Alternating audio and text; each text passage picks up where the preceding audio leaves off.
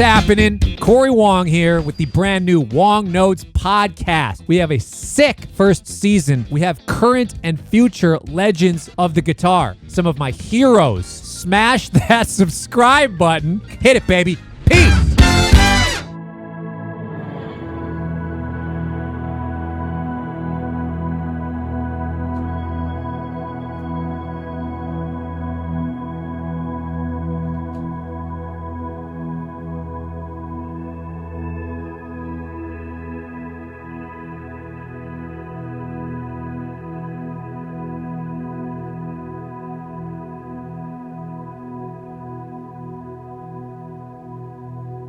All right, hey everyone, this is Chris Keys for Premier Guitar. I'm joined by fellow Nashvilleian Luke Schneider. Luke, how you doing?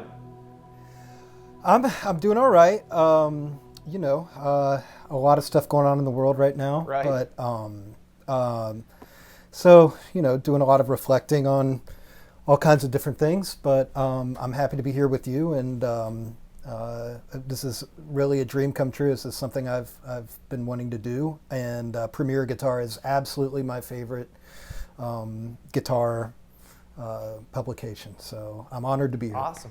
Well, thank you. We're honored as well to have you, because as much as we love guitar and all instruments with strings, we don't get too often of a chance to talk to anyone with pedal steel. I think we've done Daniel Lanois, Jimmy Barker from Tyler Childers' band. So other than that, we haven't really talked to too many pedal steel, so this will be fun. Right on. Well, I hope that, maybe this will encourage some guitar players to take the dive into the world of steel guitar. Well, obviously, a big reason we're talking to you now is you just released your first solo album, Altar of Harmony, on Third Man Records. But I think the best place to start will be actually what did get you into pedal steel, and what took you on this many string journey. So I started playing guitar at 11 years old, and I was very influenced by the music my parents were listening to, the California country rock, Neil Young, Crosby, Stills and Nash, Linda Ronstadt, the Eagles, and those sorts of things. I was also into, early 90s grunge at the time, which was Nirvana and Pearl Jam and that kind of stuff, which Neil Young sort of had a foot in both of those worlds, and he kind of became my guy. I kept hearing steel guitar on, Neil Young records and other records that my parents were listening to. And so even when I,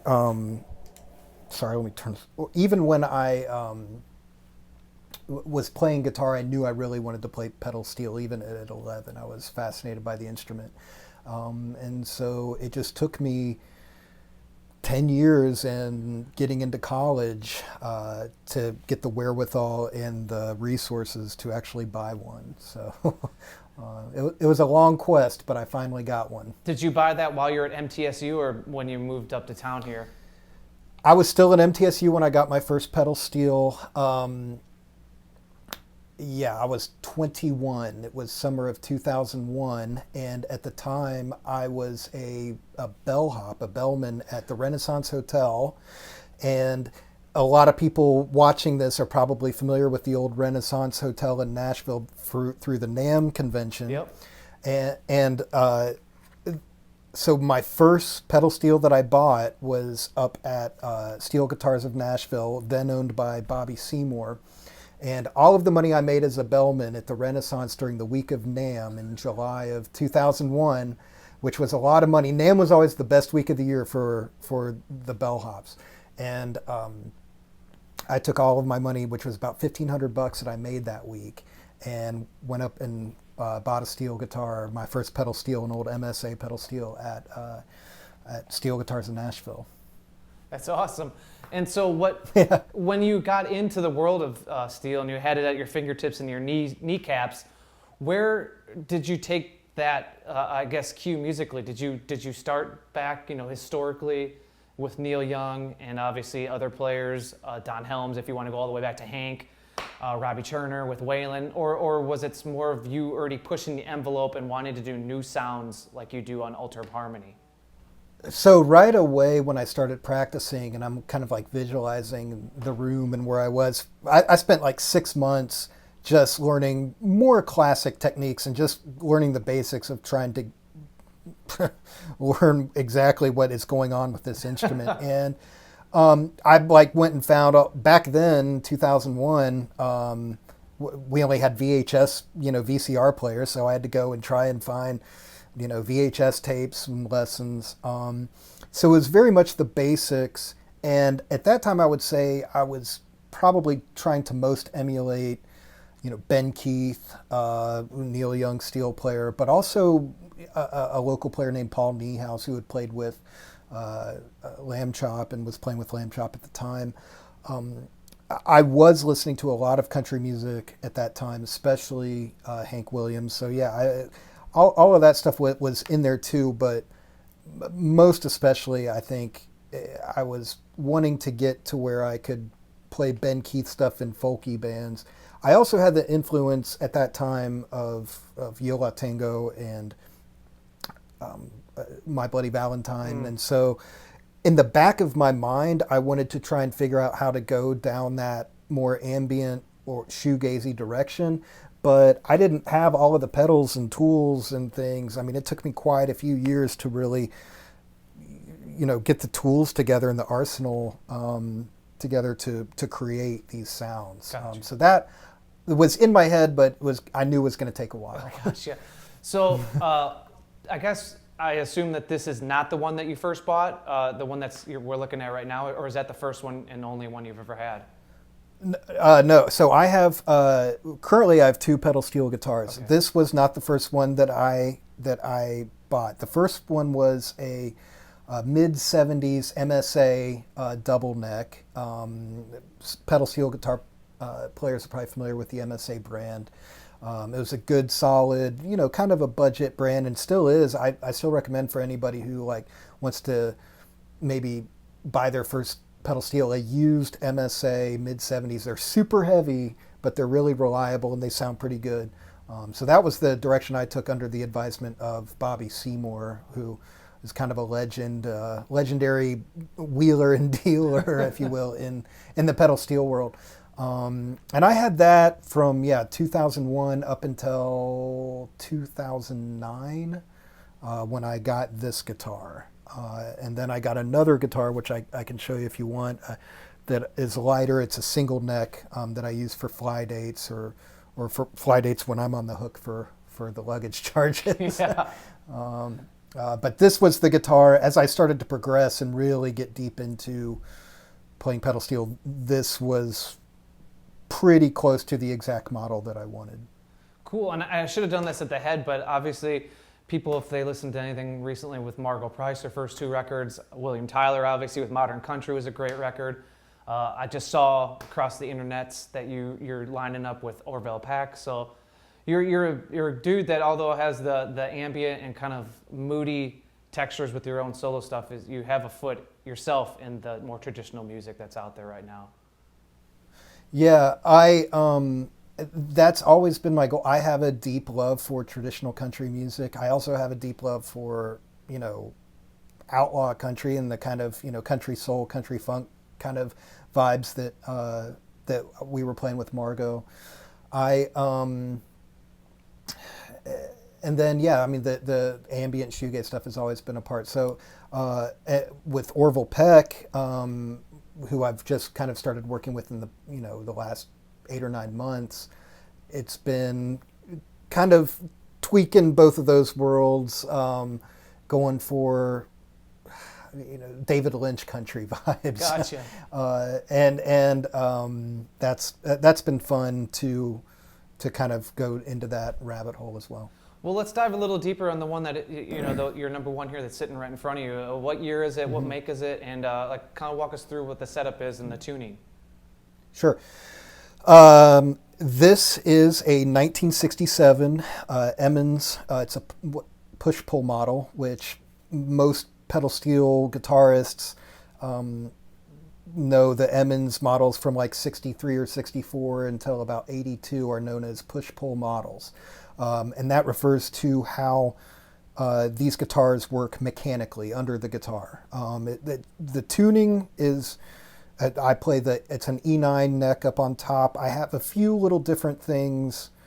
This is it's an Emmons setup. I'm throwing a bunch of pedal steel terminology, but it's an Emmons setup in terms of how I've got the pedals arranged and what pedals do what. And the knee levers are kind of like a Franklin setup in that I have a double unison on my right knee to the left lever. But yeah, then the C6 neck is, I have tuned slightly differently. The ninth string I have set up to play a big power chord, and that's good for doing big ambient drones. Gotcha. And I have a little bar that I use for as a capo that I found like a perfect little diameter to use as a capo for this. And this is where I do a bunch of my low stuff. But I guess back to the guitar. 1967 Emmons push-pull, the model number, which is important to push-pull collectors and aficionados. It's model number 1185D. There are three different push-pull kind of designs in 1967. There was the cut tail, it was the wraparound, and I believe they were still making bolt-on models in 67. And these are just all like little tiny differences in the model. And this is a cut tail model. This is, and I'm just saying this just for the push-pull nerds out there. This is a place where you can educate us, six stringers. Is what is the benefit of having the push-pull model, and then specifically with you and the Franklin setup with the levers, the knee levers? Like what does that mean, and what does it afford you as a musician? Sure. Okay, so I guess the push-pull was a Buddy Emmons kind of his vision for how the guitar should work mechanically. The analogy that I like to use is, so like 90% of the vehicles on the road are gasoline engines, and then 10% of them are diesel engines. And I guess now we're starting to have electrics, but with pedal steel guitars, 90% of the pedal steel guitars are what we call all-pull design, and that refers to how they work mechanically underneath the guitar. 10% of them, roughly, are what we call push-pull design guitars. And the push-pull design was made by Buddy Emmons and his team and the Emmons Company, and they were made from, like I said, around 63, 64 up until the early 80s. The push-pull mechanical design, it's a lot more complicated than an all-pull design, but Buddy, the design was so that when you press on, and I'm kind of paraphrasing and simplifying this, but if you press on the pedals, the guitar will open up rather than kind of seize up, which on all-pull guitars sometimes, when you press on the pedals, the whole guitar wants to bind together, and you're putting, whereas with the push-pull, everything kind of releases and sort of resonates when you press on the pedals or when you're kind of playing it. Some pedal steel guitarists out there who are watching this might disagree and have qualms, but to me that's the beauty of the push-pull instrument. Showbud was kind of one of the original mass-marketed pedal steel guitars, and the Bud stands for Buddy Emmons. And Buddy wanted to go to this mechanical design, and he, there was some pushback between him and Shot Jackson, and Buddy was like, well, I'm going to go make my own company and use the design I want to do, and that's kind of where this came from. So that's a brief history of what the push-pull means. Gotcha. There's a lot of players out there who will only play Emmons push-pulls. I play, a Showbud that's an all-pull guitar, but I like them both. A great pedal steel guitar is a great pedal steel guitar, but I started to notice that a lot of my favorite players, Ben Keith, Weldon Myrick, John Huey, Buddy Emmons, a lot of them were playing the 1960s Emmons push pulls. Greg Lee's, who is, I think has the best tone in the world, and he plays a few different guitars, but he's got a 66 bolt-on push pull that to me I think is the best sounding guitar in the world, and so I wanted to have that sound, and it took me a few years to save up for this, and eventually I was able to find the model, as close as I could to the model that I wanted. Well, that's fantastic. And I guess before we move on to the amps behind you and your pedals sit alongside you there, is if you want to briefly mention some of the special guitars that are on the wall behind you, because I know that you also play guitar. I've seen you play with Margo. I've seen you play with Teddy and Rough Riders. Yeah, I wasn't. Yeah, I wasn't. Obviously Jamie Davis and Jeremy Ivy were sort of the main guitar players with Margo's band, but I played a little guitar here and there. This one, let's see if I can pull up. This is a thin line that was gifted to me by the Fender Musical Corporation, and it's a great guitar. I love it. It's just like I think these are made in Mexico.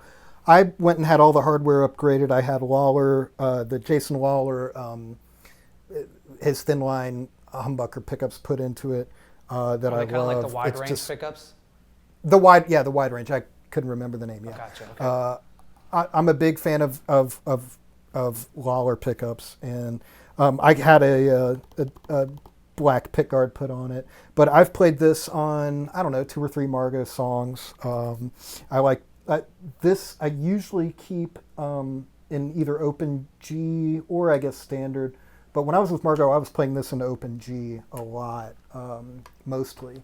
I've also got this thin skin Jazzmaster, and this I got when I was playing with an artist named Courtney Tidwell. I bought this from the custom shop.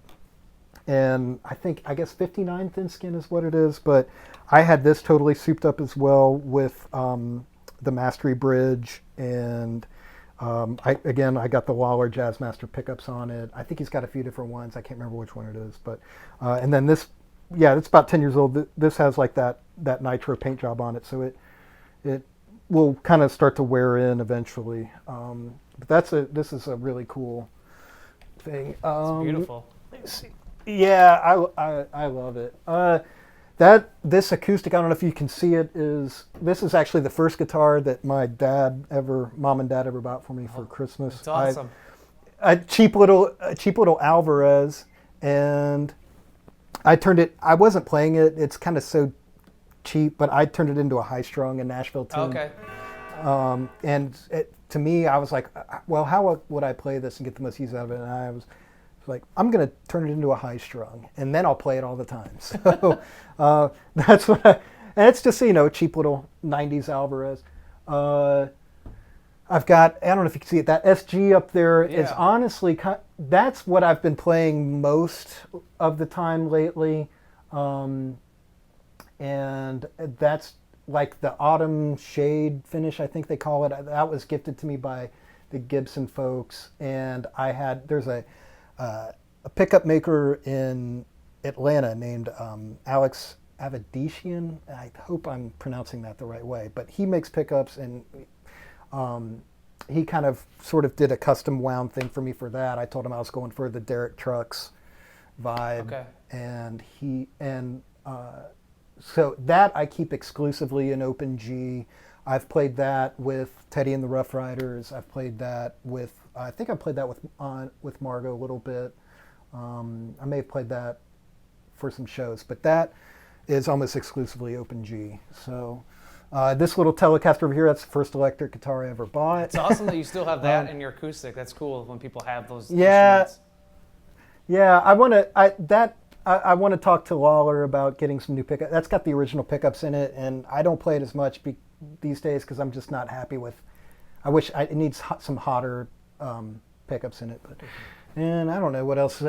I got my banjo back here. Let me show you one really cool thing though, really quick. Let me see if I can get up here. This is one of my favorite things, and This is a 1939 Wow. Rickenbacker lap steel. This, It's like like one of the iterations of the frying pan. yeah, this was I think a little later than the frying pan. Yeah. But B6, the Panda model, some people will call it. I always wanted one of these to get the David Lindley, that Jackson Browne, or just that classic David Lindley lap steel sound. And my uncle found this and got it for me, and I had it. You had to get the pickup recharged, but I was able to play this on an upcoming record by Jesse Coulter, and record's not out yet, but it sounded amazing on it, and I love this little lap steel. These are probably the most sought after lap steels, so they're not cheap, but they're worth it. There's just something special about these. That's a good uncle.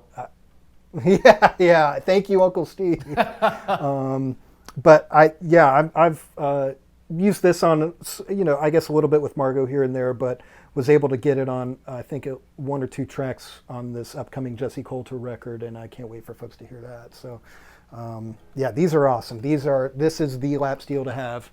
So, anyway. But yeah, that's kind of the guitar wall. I mean, there's a few other things up here, but that's the cool stuff, I guess. So. All right. Well, let's move on to amps. I see you got at least two sitting by you there. From my view, I'm assuming I see one's a Fender. I can't tell what the other one is. So just tell us what's going on there. Yeah, I don't know. I don't know if it's going to be possible to see back here, but this is my main amp. I've got this about 10, 12 years ago, and this is a really special amp. I usually do play in stereo, and with most of the touring I was doing with Margo, I was playing in stereo. And with all of the ambient stuff that I do, I play always in stereo. I just, I've got effects that I want to be ping-ponging.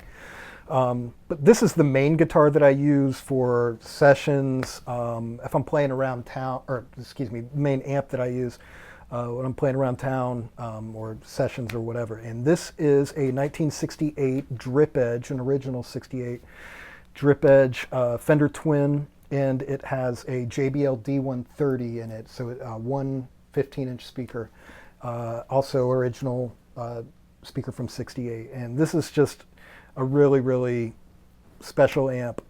When I got it, it was in museum shape, and in the past 10 years, I've dragged it all over the country and dragged it all over town doing sessions and shows, and now it looks like it's been on the road for 10 years now. But I mean, I figure, it was meant to be played. So, but it's got the fit. Go ahead. Oh, I was gonna say, what do you dig about this? Because people in the Fender circles just have opinions, just like everyone does. Is a lot of people will say blackface over the silverface. So, what do you personally like about the silverface composition? For pedal steel, the silverfaces I think are a little better. There's more headroom. The blackface will break up a little bit. Now, if I'm playing like with for going for more of a rock and roll and a blues kind of vibe, maybe a blackface might be better. I wish I had the money to own one. But the 68 Drip Edge supposedly, I think, were like a lot of blackface circuitry and caps and stuff in it. But I've had this recapped by a great amp technician named John Capito here in Nashville, and it's kind of like it's just got that special 68 kind of sound.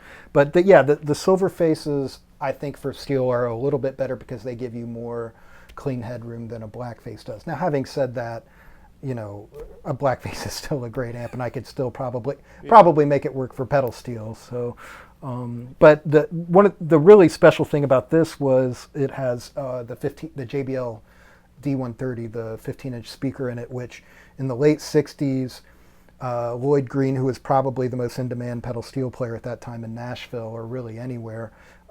He was playing everything through like I think a Bandmaster head and then like a separate 15-inch speaker cabinet.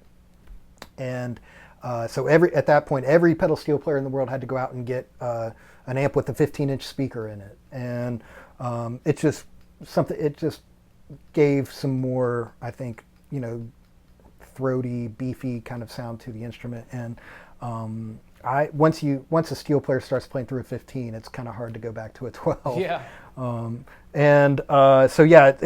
got this from somebody in San Antonio, and it was pretty original. So at some point in the late 60s, some steel player took their twin and got a new baffle made and put that D130 in it, and I'm glad they did because it's mine now. And this is the amp that's been on. I played this on the Orville Peck stuff, or the new Orville Peck EP that's out now. I played this with Margo. I played that amp with Lily Hyatt, Teddy and the Rough Riders.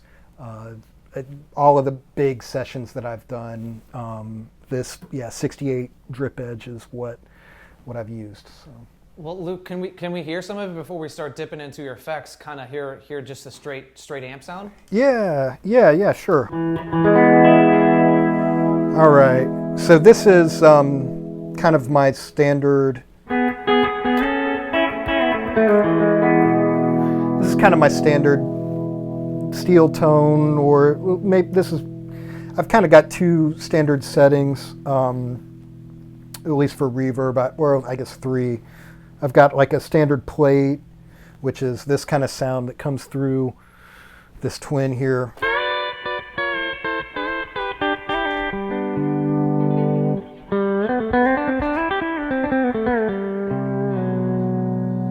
Ease back the treble a little bit here. But yeah, I mean, So are you using the amp reverb, or are you using a pedal? No, I pretty much only use pedal reverb. But yeah, I mean, that's kind of one, and then if I'm going for more of like a wet sound, I'll...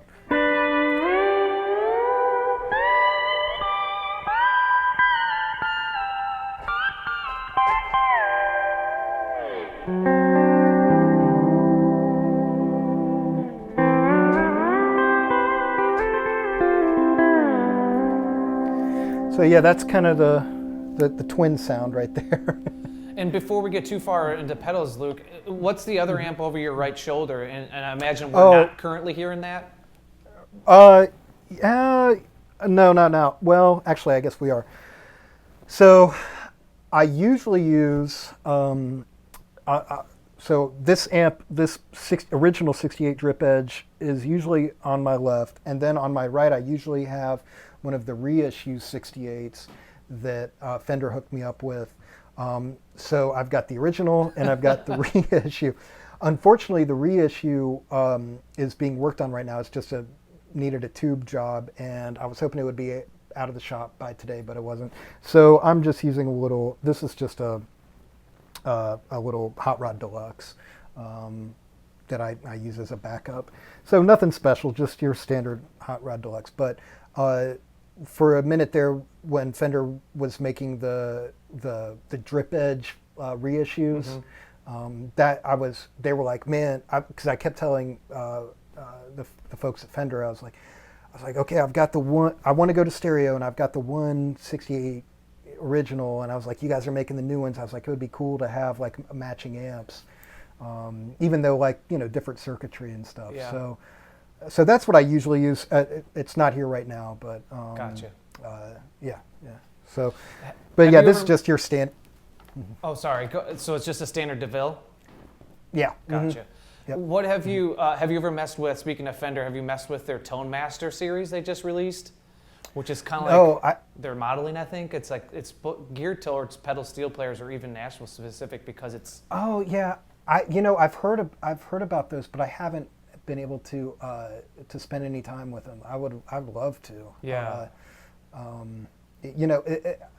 I will always probably be a Fender amp guy. My friend Jeremy Fetzer from Steelism, the guitar player in Steelism, he's always saying nothing beats an old Fender, nothing beats an old Fender, and there's a lot of great amp companies out there who I would like to try and experiment with. Milkman makes some really nice tube amps geared for pedal steel players, and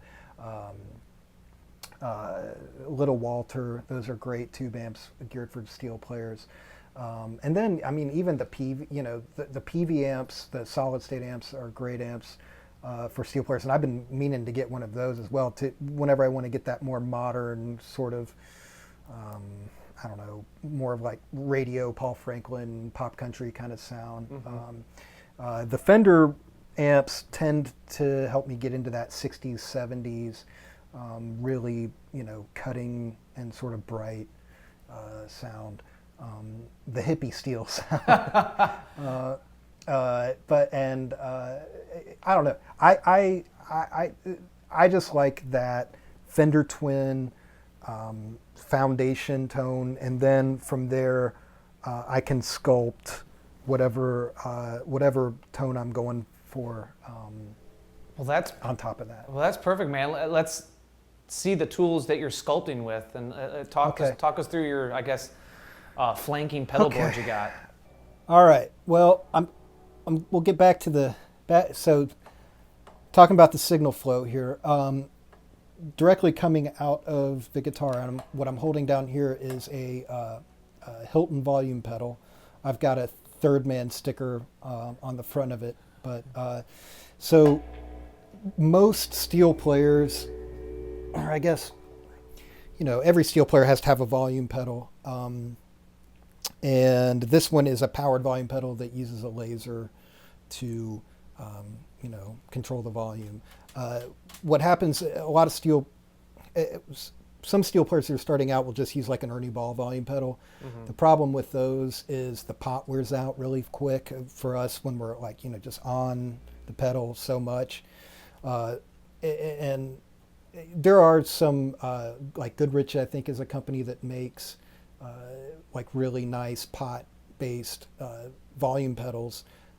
But a lot of the pot volume pedals will wear out really quick and get scratchy. So there is an option for powered volume pedals that don't use potentiometers, and this is one of them. There's another company that I'm really interested in trying out one of theirs called Telonics, and they make like really high-end, super beefed up, hot rodded volume pedals for steel players. And so hopefully one day I'll be able to get one of those. But from there, I go into a tuner, the Turbo Tuner Mini, and that is programmable for my steel tuning. Most steel players use like a sweetened tuning or a tempered tuning, and I can program that into the Turbo Tuner, and yeah, it works great. Coming out of the tuner, I go into my overdrives. The Timmy is kind of my base foundation overdrive, and I leave that on quite a bit. I would say 80 to 90% of the time it's on, and that's just, I'm using it more as a boost than anything, just to hit the tubes of the amps a little harder. Maybe give it just a little bit of like a, kind of a compressor, like classic compressor like LA3A or 1176, kind of like, bite to it. Can we hear that? Maybe the difference? Oh yeah. Actually, I was playing with it off earlier, and let me turn it on here and give it a little. So this is with it off.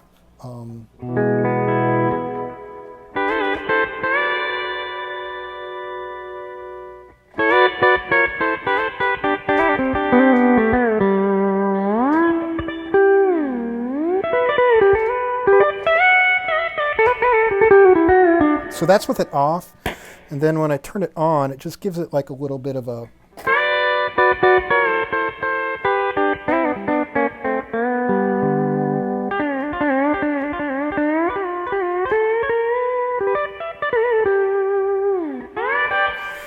it just gives it kind of what I'm trying to go for is like a just a light 60s kind of bite to it.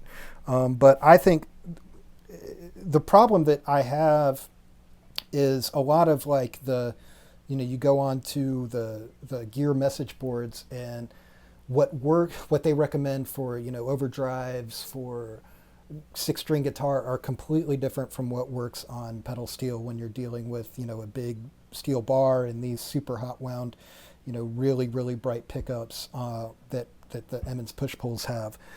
So it's always a challenge to find, something that sounds good with this. But what do you think the Timmy does? What do you think the Timmy, either circuitry or tonally, that you hear that sits well with the steel? It's the most transparent to me, at least for this. And it does, I'm mostly using. I'll crank it up and like get it to drive a good bit, but I've tried a whole bunch of other, like to me, for my guitar and for my setup, I just prefer this to the Klon, and I've tried them all of the low gain overdrives. Like for example, there's the Barber gain changer I tried for steel guitar, didn't sound and didn't beat the Timmy, but for that SG, the Barber gain changer actually sounds better than the Timmy. So it all depends.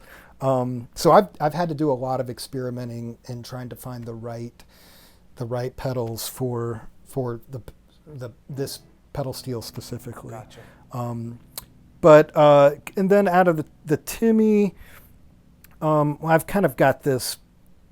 I usually go directly from the Timmy into Wampler Ecstasy, and that's for like Dumble kind of vibes. I'll use that Rickenbacker lap steel a lot with the Wampler, I guess Ecstasy or Euphoria, whatever you want to call it, and I've tried a lot of the Dumble pedals, and I have had the most success.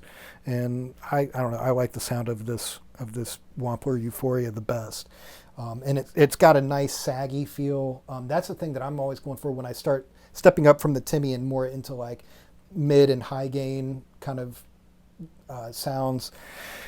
I tend to like the really saggy kind of sounds, and so the Wampler Euphoria has that, and yeah, it's just great for that kind of like saggy sort of Dumble. Let's hear some of that sag. Okay, sure. Let's see here. This might get loud. Let me get this set up here.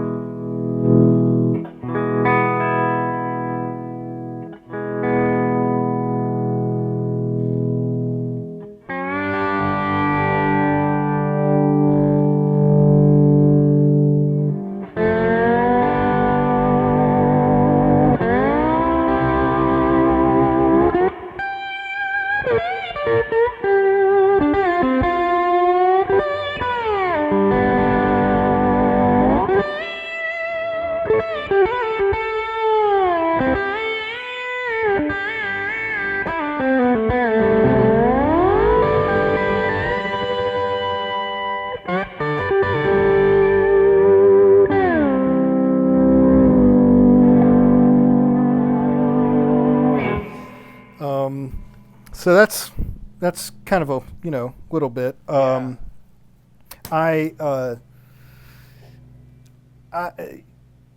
said, it's like that pedal specifically is like a good mix between like a saggy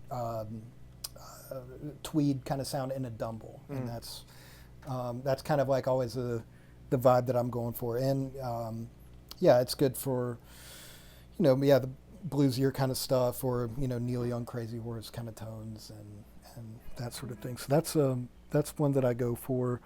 And then usually I have, for like super high gain like Marshall plexi vibes, I usually have a Cattle and Bread Dirty Little Secret, and it just actually broke right now. I broke it and is getting fixed. But I also have a Cattle and Bread Formula 55 that is that more of a tweed kind of vibe, less Marshall than the Dirty Little Secret, and that I also like to use for like like high gain stuff. Like the Margo song 4 Years of Chances is kind of when I would really click on like just like super super heavy, saggy kind of sounds and just kind of shred. So, I don't know if you want to hear that. Yeah, let's hear it, man. I want to hear it. Yeah, so this is a Formula 55, and like I said, usually it would be the Dirty Little Secret, but this is kind of close, or well,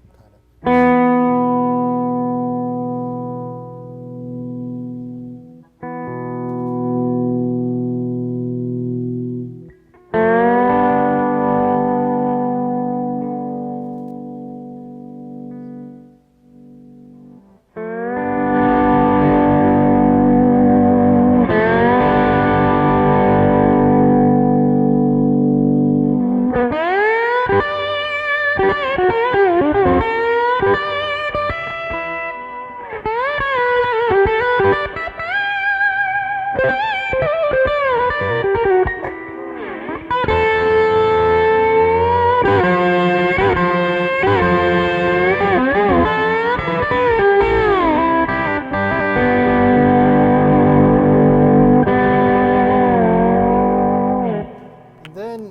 Turn it, my finger picks are getting loose here, I'm kind of, but you can play it down on this low neck too, on the C6 neck, and get like just really almost like deep fuzz kind of vibes.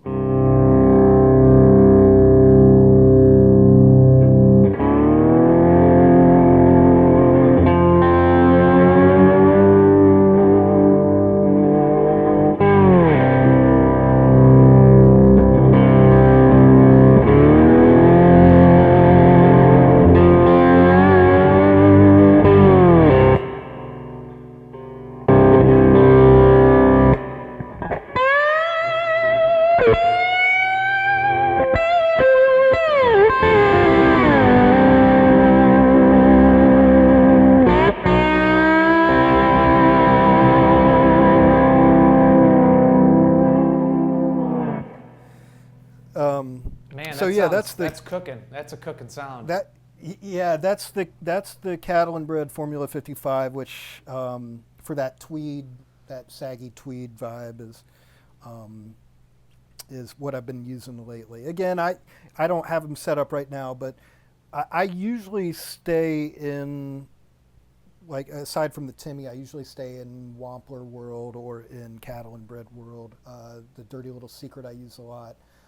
I've got a Zvex Fat Fuzz Factory that I use when I'm trying to get the like the Sneaky Pete fuzz kind of, like hippie steel fuzz kind of vibes. So I don't have that set up right now either, but this is, I guess what I have going right now is more of like my my ambient setup. But these are Gotcha. all of these overdrives are what I've used with Margo in the past. So. But so coming out, that's the overdrive section. And then coming out of sorry to interrupt you, Luke. I was just going to ask, so just to clarify, when you're running the Timmy, you said 80 to 90% of the time, are you stacking the other two drives, or when those other two drives, the Wampler or the cattle and bred, the Timmy drops off? So sometimes it kind of just depends on how I'm feeling. I would say maybe the majority of the time I'm stacking it.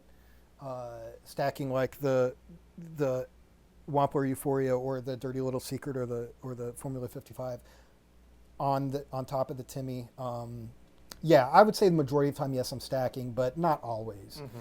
Sometimes I just want, like, if I really want just that pure tweed sag sound, then I probably won't go through the Timmy right off the top. Gotcha. So, and I should have asked before. This shows my ignorance to the pedal steel world, is because it's really important to you guys. Is the steel bar you're using, what kind you're using, and why you use that one particular, and then your finger picks. Yeah. Oh, yeah, sure. So this is a more of like a 12-string bar. This is basically about as heavy and as big and as large of a bar as you can find in the pedal steel manufacturers. This was given to me by Bobby Seymour, again, the kind of pedal steel entrepreneur who passed away some years ago. But he gave this to me at his shop, and It's a 12-string bar, so it's really, like I said, really heavy and large. I like that it's heavy because I feel like it gives me a little bit more sustain. And I don't know, I just like the feel of a heavier bar on the strings. I feel like I have to press down less than a lighter bar. Now, a lighter bar will allow you to play faster, so I've definitely, as far as your ability to like move up and down the fretboard, so it's taken me a lot of practice to be able to play fast with this, if I can. But yeah, I like a big heavy bar. I've got 2 or 3 different sizes, but this is what I use most of the time.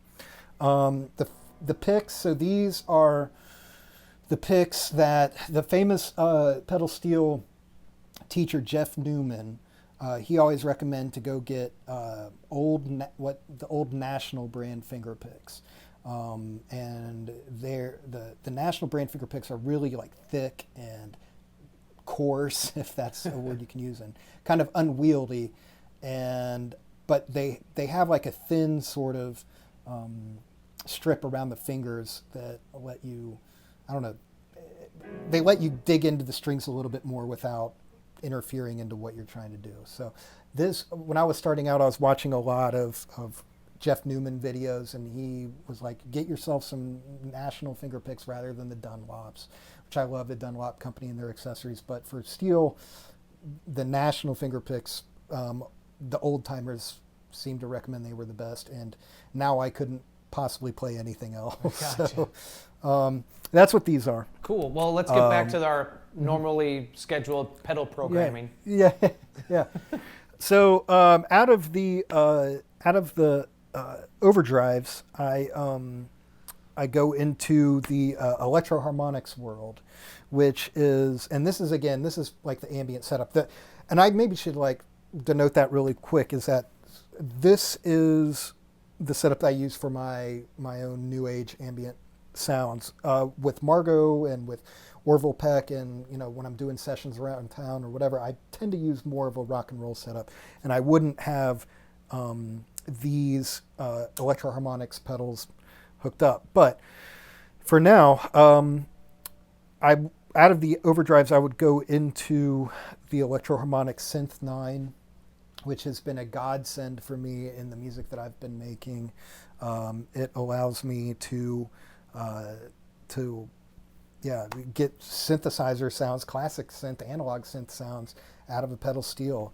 Dude, we gotta hear this. I've never heard, okay. I've never heard this pedal through a pedal steel.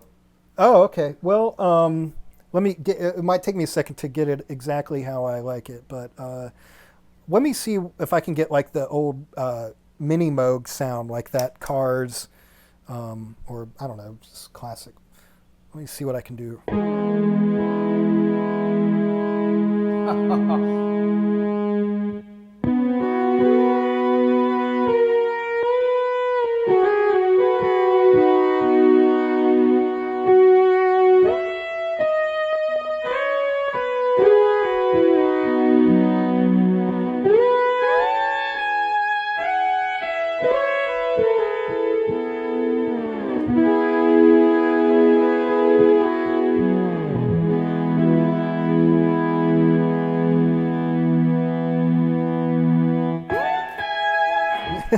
So that's kind of like the mini Moog setting, and it's got like the glissando effects that you can dial in and out of it. But each one of these 9 settings on the Synth 9 has different characteristics. Some of these I use for like soloing, not often, and then others I'll use more for pads. There's like a Prophet 5 setting on here that I'll use more when I'm padding. Let's see if I can show that really quick here.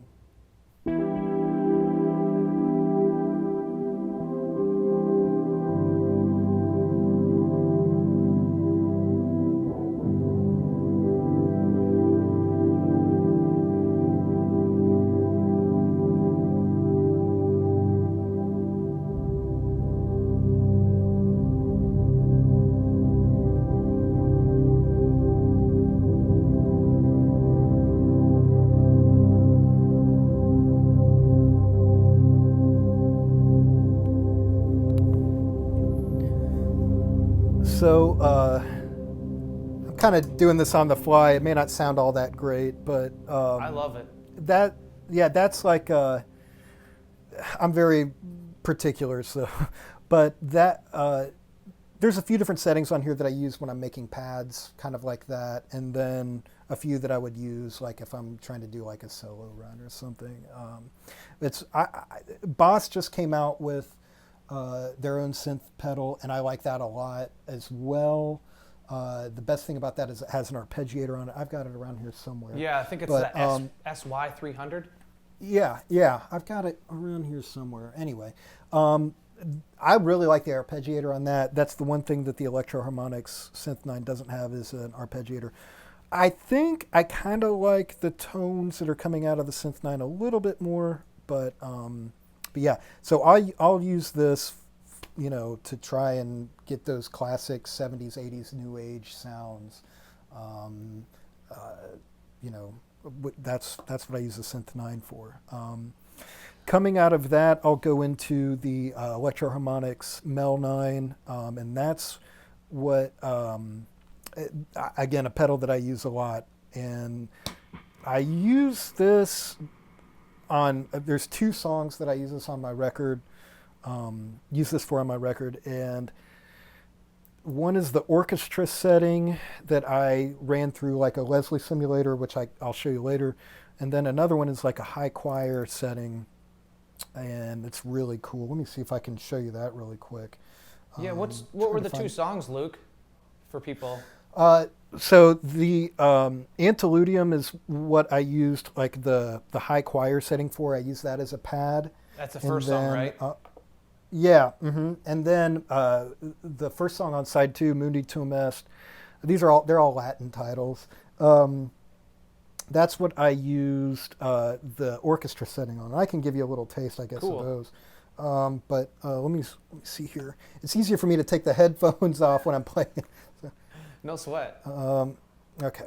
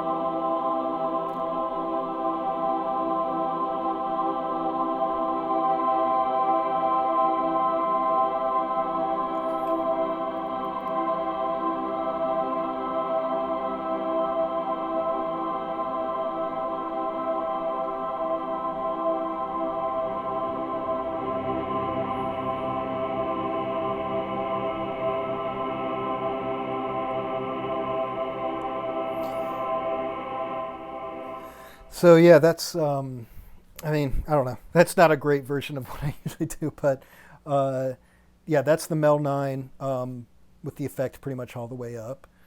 And then the other effect that I use all of them on the Mel 9, but the other one that I really like to use, I'll show you this really quick too,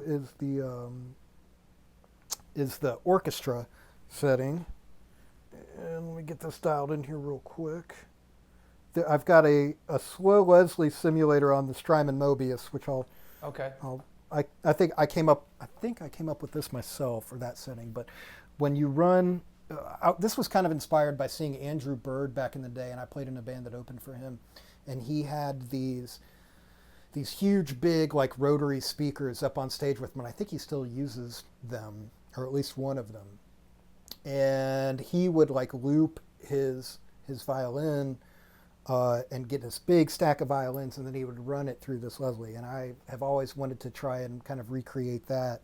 And yeah, so this is kind of like where that's coming from. Let me see here. So yeah, that's the thing about my ambient setup is there's a lot of different things that trigger different things, and so I've got to make sure it's all set right for it to sound the right way. Let me see what I got here. All right, let's see if this works.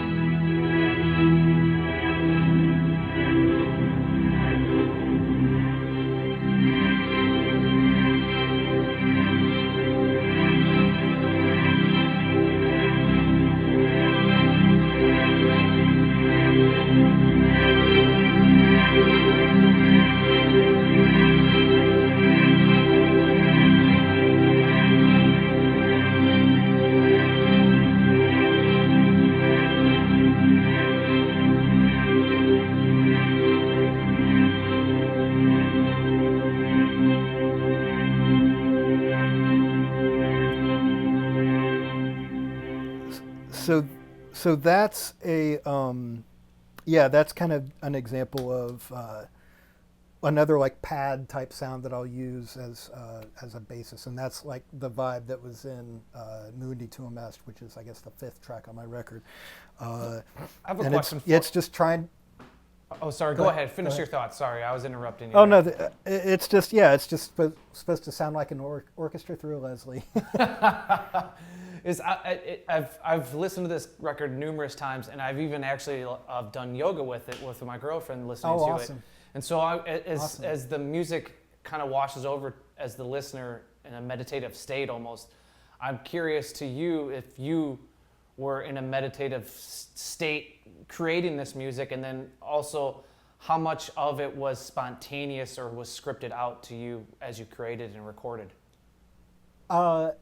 So there's a few things on the record that I was definitely like, so for example, like that specific sound, that's something that I had been like playing with a lot, over really since this record came out, or since this pedal came out.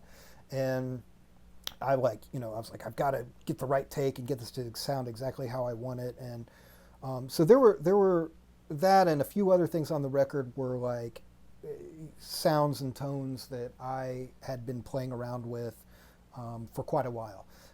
There are other things on the record that were totally spontaneous, that are me just kind of like taking my time of day to sort of, like meditate and trance out and go into this, deep state of focus.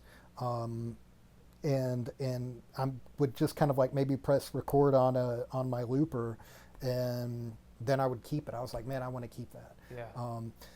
The recording process mostly was, like me laying down pads like that, like I just showed you, and then kind of trying to find melodies or improvising melodies on top of it, and then editing those all together to tell a story, or to, edit it together to like do a whole arc and a vibe and take people on a trip. So it's very cinematic.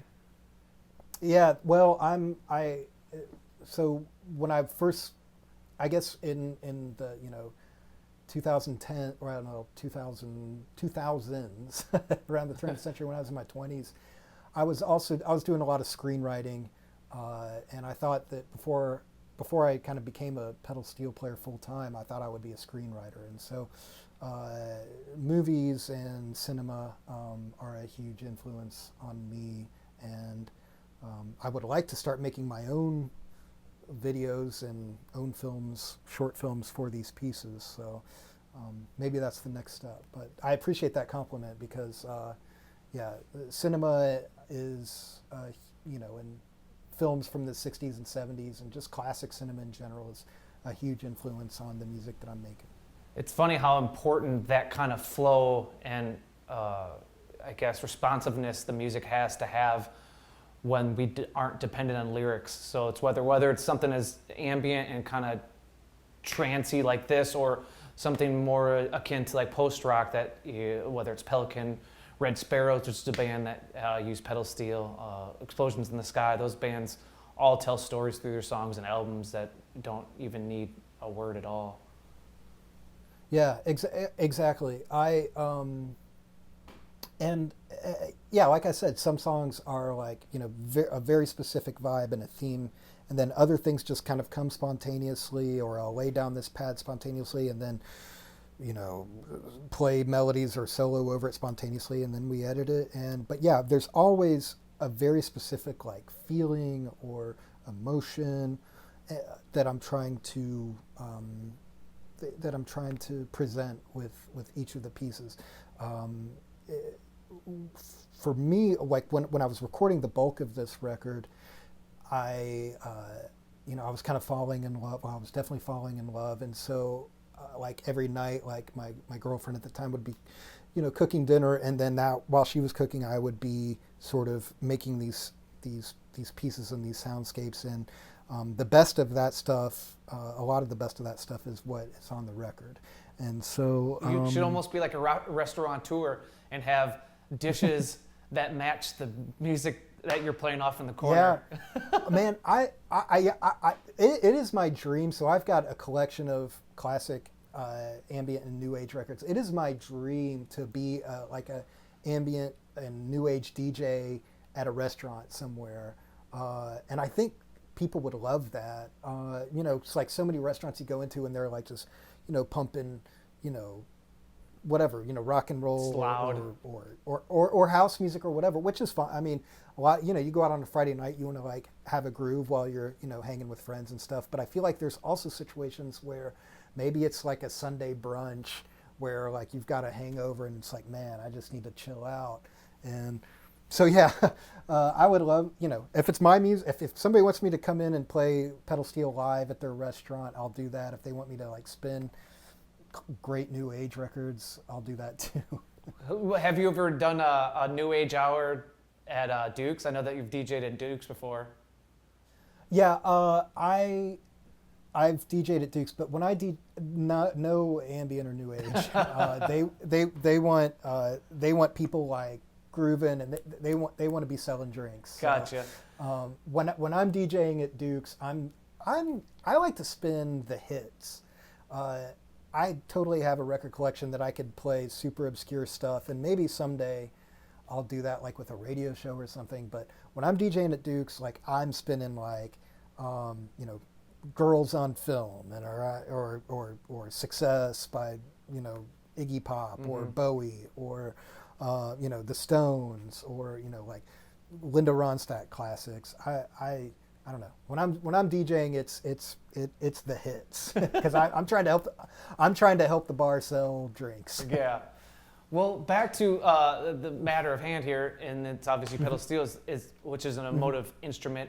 But another thing that I've seen you use, and I've only seen you through video through the Third Man Live thing, was you use an EBow with your pedal steel setup. Oh yeah. Yeah. How do you use that, and how does that work with your effects and what was going on during Altar of Harmony? The EBow makes an appearance on the first track on the record, and this I have to kind of give credit to my good friends William Tyler and Ryan Norris, who plays in a band or a project called Coupler, and when we were in college, they were experimenting with the EBow, and I mean I knew what it was, but once I saw them use it, I was like, oh yeah, and then I got into the Robert Fripp records and the Fripp and Eno stuff, and then I knew that like something with an EBow had to be on this record. Let me see if I can do this real quick. I like to use the EBow with a good bit of gain. Sometimes it'll be like the Timmy gained up more than usual, or it'll be like the Dirty Little Secret or the Wampler Euphoria. But let's see if I can get something going here.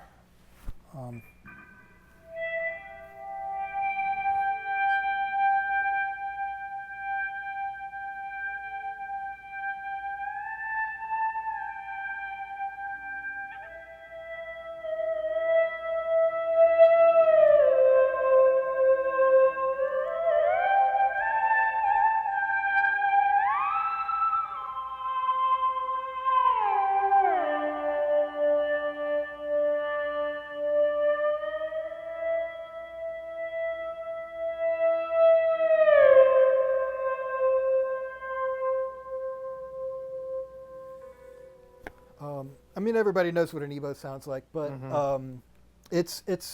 I like to use it over, like I said, the pads that I lay down before.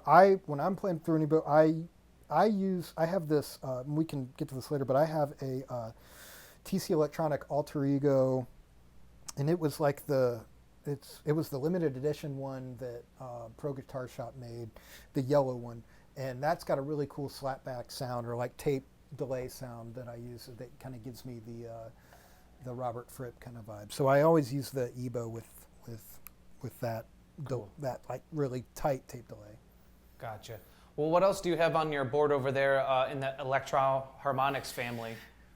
Yeah. So so this I have two on my pack seat, which I maybe should mention really quick. I have a pack seat that's made by a guy in Little Rock, Arkansas named Dan Rollins, and the name of his company is Steeler's Choice. And he kind of like made a couple little they call them like like the sidekick or sidecar models. Basically, it's got like a lid that I can open up on the side, and I put all of my pedals right next to me to where they're in hands reach, and I can like just fiddle with stuff rather than having to lean all the way down or use my feet or whatever. So it's all built in. All of these, everything is like built into where I can set it up and have it within arm's reach. But so the overdrives and the electro-harmonics modeling pedals are on the left, and then on the right is where I have the Strymon Holy Trinity, some people have referred to it as. So I go out of the electro-harmonics directly into Strymon Mobius, and that is where it's just, I've got 10 pedals in one with that. I've got the phaser, I've got, like an envelope filter, I've got chorus. I mean, everybody's familiar with what the Mobius does, but I use that for all different kinds of stuff. That's what I was running the orchestra sound through for this, like that slow Leslie, that big Leslie kind of swirl. I've got the timeline. Then I've got the big sky. What would you? I imagine you use the Mobius. Were you using the Mobius for like Nowhere Fast? That pedal steel that you played on Margo's song? Oh yeah. I'm trying to think of what. It's got that phase. Yeah, we used to. So we used to open with that, and I would do that big sound that I was just playing, the orchestra through the Leslie, and then, the phaser on that song was definitely on this, and I came up with my own custom. I mean, these are great because you can kind of tweak them. And I actually have it saved in here as Outlaw Phaser, which that's what I came up with this. And that was me trying to match like, Waylon's phaser sound. And yeah, that's, I can show it to you. Yeah, let's hear that. Because that's that quintessential 70s sound. Yeah.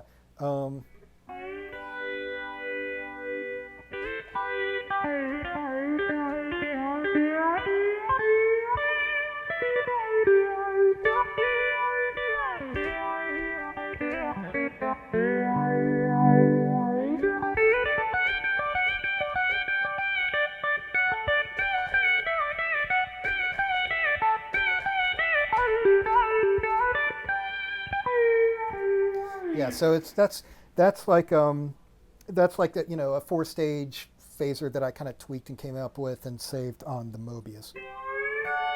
And I use that like whenever, sometimes with Margo, Jamie, the guitar player, would have phaser on his guitar and kind of have that Waylon phaser vibe covered, and then other times I would do it with but yeah, Nowhere Fast. That's what that would have been. It was probably this phaser through this alter ego tape delay that I was just telling you about. So I think that's what that was. Cool. What else do you like about the Strymon stuff when it comes to the digital kind of like workstations almost? I am a huge proponent of the Strymon stuff. I mean, obviously, I think it sounds the best. I've got some of the Source Audio pedals on my guitar board, but these are the Mobius, the Timeline, and the Big Sky. The interface is exactly how I would lay out a pedal if I was going to do it. And this is the only pedal interface that I've ever worked with that I just love. Usually there's something I was like, I wish it would do this or this, but these, they absolutely nailed it. And they sound incredible. Like that Outlaw, I mean, that's like a digital effect that sounds exactly like, an old Script 90. I mean, if you're willing to take the time and tweak it, you can get any sound you want. and yeah, I mean they're very they're workhorses. They don't break. They're really strong, and I don't know. They sound great, and you can save a million different presets on them. What kind of? It's just a. I was gonna say, what kind of role did they play in your solo record? I can hear some shimmer and some bed. Huge. I would say a lot of the everything that I recorded on my solo record has probably the Big Sky on it for sure, the Timeline a little bit here and there, and the Mobius. I would say sometimes I'm using like one of their presets. They've got some amazing cool preset sounds on here. One that I use all the time is like a big filter kind of phaser type thing called Through Space, and I use that all the time. But I guess half the time I'm using one of their presets, and half the time I'm using something that I've like come up with and tweaked. But the Through Space thing is something that I would use with like the Formula 55 or the Dirty Little Secret. Let me just show you this, because this is what gets you like this is what I use a lot of times for like this really super heavy like death kind of sounds. And I'll play low on the C6 neck. Let me see if this works.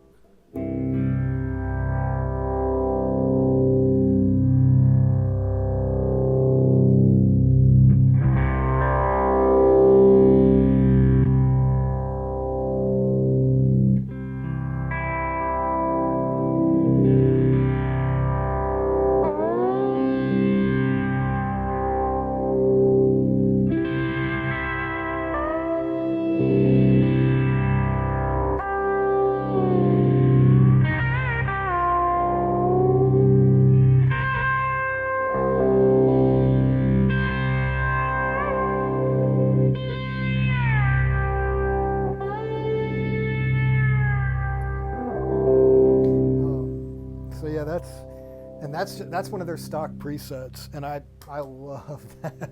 So I don't know. A lot of times I'll play that, and people are like, Daniel Lanois, and I'm like, oh yeah. Yeah. Anyway. Yeah, it's definitely Daniel. But that's that's on the Mobius. So. Cool. And are you normally always having reverb on with regards to the Strymon? Yeah. Always, yeah. I don't use any amp reverb. I don't know. I get an approximation of the spring reverbs that's on the amps. I like to be able to tweak it based on what I'm doing that day if I'm in a session, and you can't really tweak too much with the reverb that's on the amps. So, but yeah, I've always got the Big Sky on, always. I've got, like I was saying before, I've got like a basic plate for kind of like a tighter, shorter kind of sound.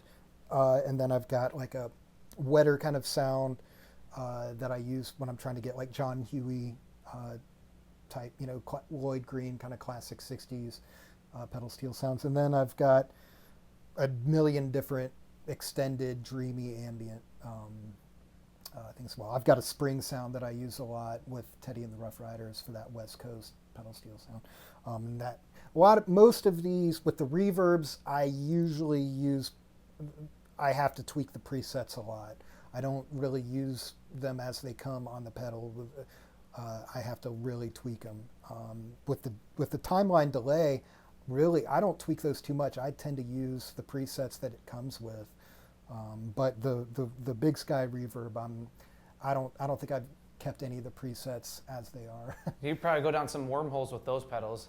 Oh yeah, and that's what I like. And and some nights also, depending on what stage or wherever we're playing, some nights, my standard settings just don't sound right on that stage, and I gotta tweak them. And it's probably just me being crazy OCD, but. I think most people watch. If somebody's watching this, they know exactly what I'm talking about. Yeah, you guys we all share the same affliction. Yeah. What, Yeah. things are kind of up in the air, obviously, with the rest of 2020. So what do you got planned? Obviously, you've done a few shows at Third Man in the Blue Room for Altar of Harmony. And obviously, you've mentioned that you're working with Orville. What else you got going on to keep you busy and, keep you plucking the strings? Yeah. So I guess the first few weeks of quarantine, I did a lot of recording. I was able to it kind of, oh great, I've got all kinds of days to work on this, and so I got a lot done. And then after the first few weeks, like really when the darkness set in, I don't know, I haven't been playing as much as I would like. I kind of have like a little side business that I do. I sell incense, or I make incense with essential oils. And I kind of have this scent that I burn a lot of incense here. And I always wanted to come up, there was this specific scent that I always had in my mind that I could never find. And I was like, well, I'm just going to make it myself. What is it? And, well, I'm not going to give away the secret ingredients, but it's like I call it like a mysterious campfire kind of scent. And it's definitely like an earthy, woodsy, cabin kind of scent. It's not like perfumey or like sweet smelling, really. Not that there's anything wrong with that. People ask me for those all the time. But so I've been, the name of the company is called Forestdale, and I've been selling a lot that in my friends around town and in record stores around town. So I've been kind of trying to build this company, and I've been experimenting with making candles and some other beeswax and essential oil based products. That's been keeping me busy during quarantine. I've been playing a lot of banjo. I like to play an open G. Pretty much these days, if I'm playing guitar, it's almost definitely an open G. And so with banjo, I can sit around and like watch TV or excuse me, whatever, watch CNN like I've been doing the whole past week, and just strum a banjo, and then I can translate that to open G guitar as well. That's what I'm practicing more than anything lately, but I don't know, that's what I've been doing in quarantine. Yeah. Trying to stay busy, keep your mind occupied. It's the last few days I've been meditating on steel a little bit more. Well, you mentioned, earlier, it's like, is it a meditative state for you when I'm making these drones? And it absolutely is. With my instrument practice, mainly through quarantine, has been on banjo and like open G guitar and a little bit of dobro. Gotcha. Well, one last question I'll ask you, Luke, is what, you've been playing now with bands for, on pedal steel for, it sounds like, for 20 years, is what, not to be like, what took you so long, but why now, 2020, May 2020, when the record came out, was it a time for you to kind of branch off and do your own thing and make, because everything people hear in the record is from pedal steel, right? So it's important that people know that, like, I think I just showed, kind of like how I'm making these pads from the electroharmonics pedals and creating loops and stuff. But every single thing that you hear on the record is generated by this instrument right here, by the pedal steel. There's no synth keyboards or even like a 6-string guitar.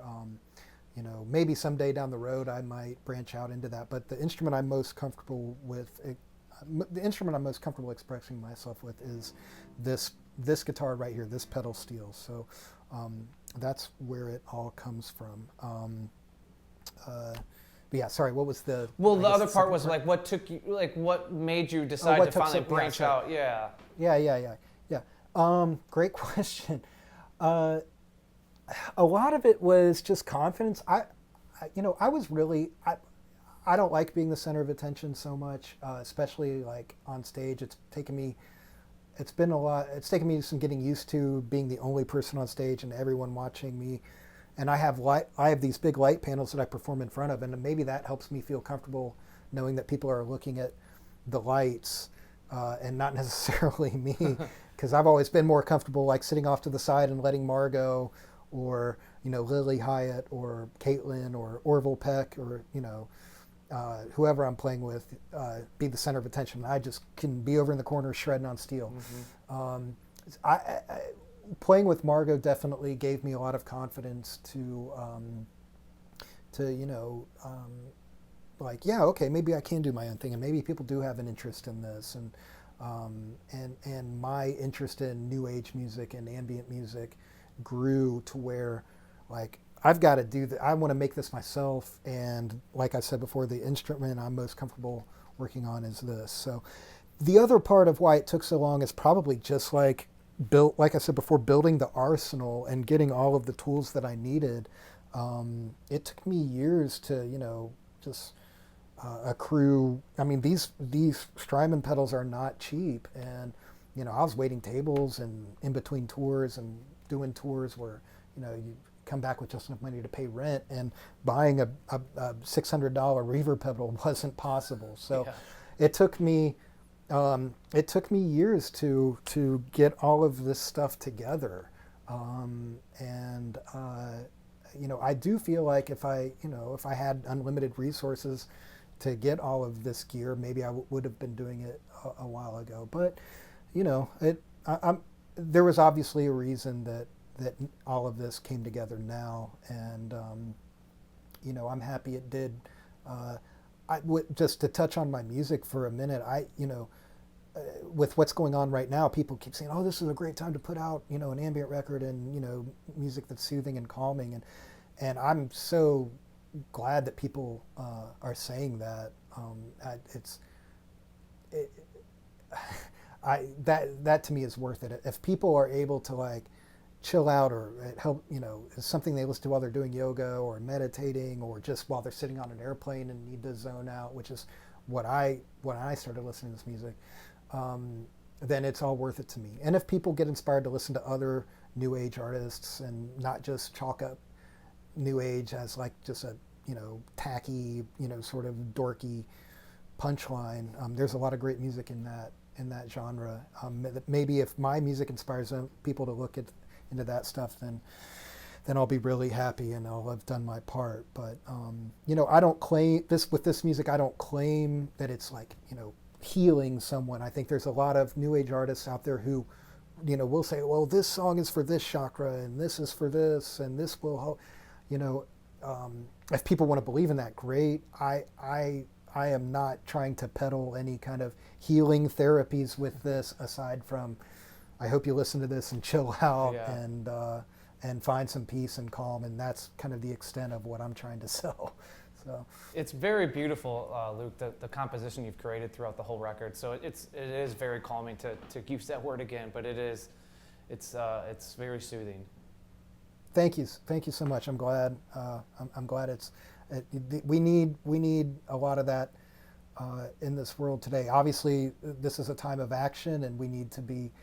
In my opinion, I think that everyone needs to be engaged and active in their beliefs and supporting communities that need to be supported right now. And so I'm not trying to tell people to hide away and ignore their problems and but I think at the end of the day, everyone also needs to take a few minutes for themselves and decompress and meditate. Say decompress and get some sleep.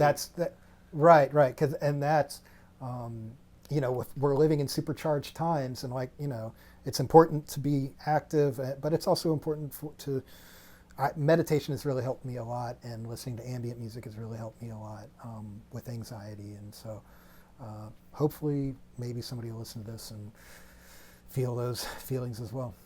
Luke, thank you so much. I know you people won't know this because they're just seeing the video, but you went through a lot to help make this happen, with not only having everything set up, but also having a producer on site to run audio. So I really appreciate it. Everyone at Premier Guitar does, man. Thank you again for joining us. And this is another Rig Rundown, this time with Luke Schneider from Nashville. Thanks for having me so much, Chris. It's an honor to be. I've always wanted to do this, and it's just an honor to be a part of this. So thank you very much. Hell yeah, man.